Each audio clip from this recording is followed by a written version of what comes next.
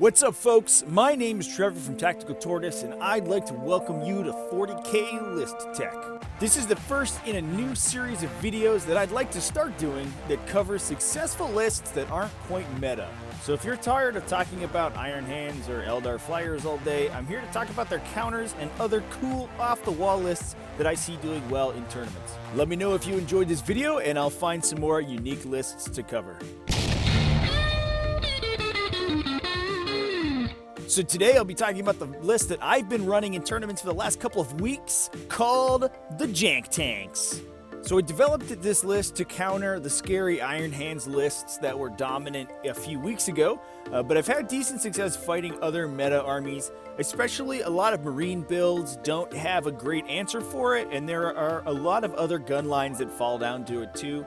So far, I've won one local RTT, going 3-0 with the list, and I finished 2-1 in another, taking third place, only losing to Tau after I made a couple of mistakes in the game, and some incredibly bad dice really hampered me.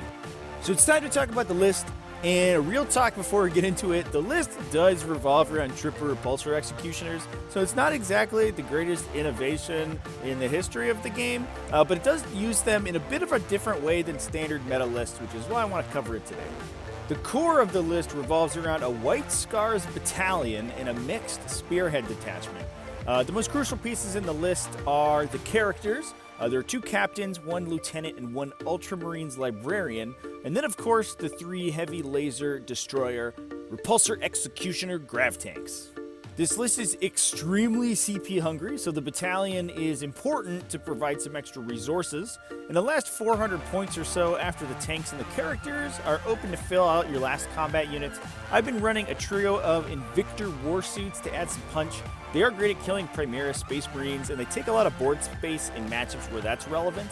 You can play around with some alternative options to go in this slot, but really I've been liking the Invictors for their speed and the good guns that they bring. The Ultramarines Librarian is a bit of an odd choice in there as well. He does break up the pure factionality of our list, so you don't get the special super doctrine for +1 damage on the charge in the assault doctrine. But fortunately, the list is mostly a gun line, so it's not really going to need that.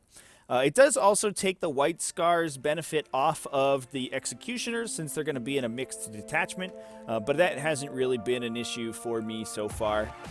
The Librarian's mostly in there to generate even more CP for the list using Scryer's Gaze. Now let's talk some strategy. Most of my opponents are a little confused when I rock up the table and they ask me why I'm playing White Scars, especially when I show them 3 Repulsor Executioners that don't really benefit from any of the White Scars abilities. But the answer does lie in one simple little 1 CP stratagem called Encirclement.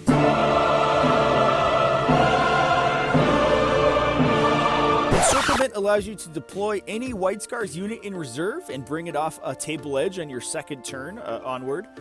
And that's right, you're reading that correctly. That is any unit for 1 CP.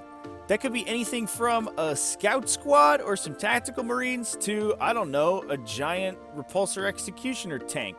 Sometimes it feels like cheating, especially since a lot of other factions have to pay multiple CP for the same ability. The main goal of the list is to deploy the 3 Executioners off the table so your opponent will never get the chance to alpha strike them before they can shoot.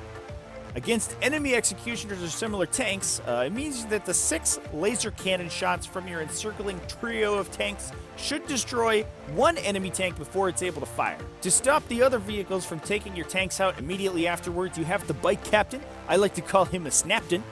Usually he takes the Iron Resolve and Master of Snares Warlord traits, as well as the Wrath of Heaven's Relic jet bike thingamajig. This allows the captain to advance a whopping 22 inches from behind a ruin or a similar piece of terrain and charge in to engage as many threats to the Executioners as possible, locking them into melee with Master of Snares on that 4+, potentially with a reroll. Iron Resolve makes him 7 wounds and gives him a 6+ DPR, which makes him surprisingly tanky, and he often survives 2 rounds of engaging before he dies or he has to fall back and pull out of combat. If he's successful in locking down the threats to your Executioners on the turn that they encircle in, you can typically finish them off the next round without taking too much damage in response and ride out the rest of the game on their merits alone.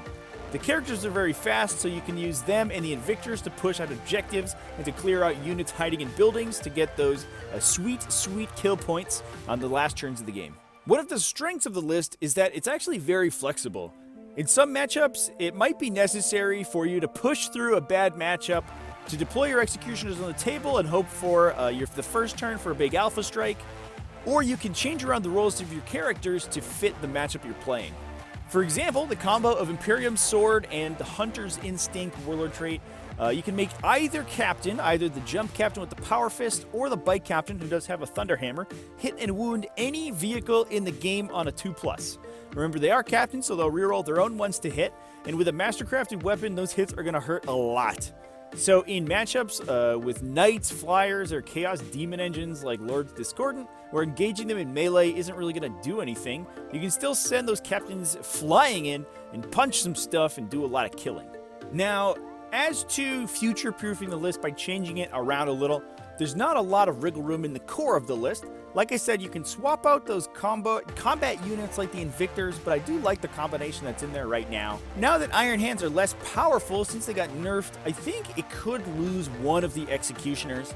There is a little bit of a problem with the lack of indirect fire, and there's no real hard-hitting infantry units that can go into enclosed buildings and take them out, so Thunderfire cannons might be a good option in there as well.